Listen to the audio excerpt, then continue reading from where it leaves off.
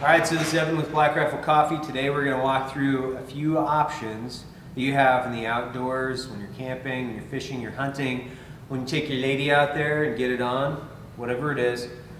What do I, or how do I like to make coffee in the outdoors? Love is hard while you're trying to make it harder.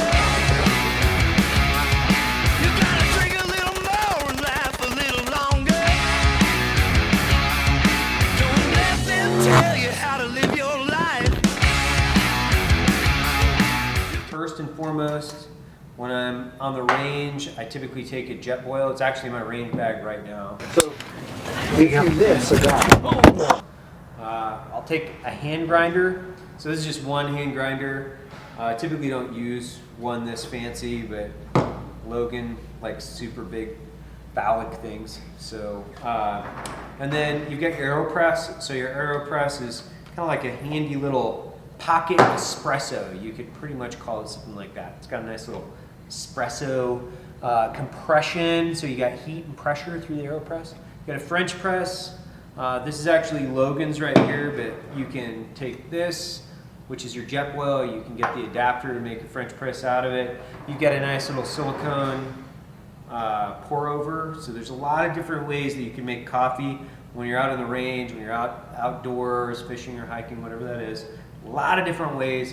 You definitely don't have to just stick with instant, even though if I am doing like a long range movement, and I don't want to carry ground coffee and hand grinders and a bunch of other stuff, I will take instant coffee.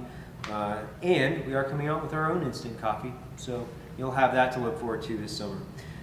If I don't, and I've got the time, meaning if I don't have this long range movement, I'm not worried about weight, I'm going to stick to the basics of making coffee.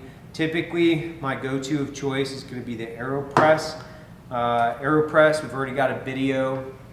We've got a couple of them actually online. So how to make good Aeropress coffee. And you're using the same things. So you get a good hand grinder. So a hand grinder, you want burrs, not blades. You want to be able to grind it in a consistent grind. So if you're doing a really fine grind, depending if you're doing like a pour over, or if you're doing it with the Aeropress, that's one. You want to be able to adjust it. If you're doing a more coarse grind with a French press, something you do in your Jetboil or something like this, you have to be able to adjust that grind. My go-to is always the Aeropress. Small, light, pushes out a great cup of coffee.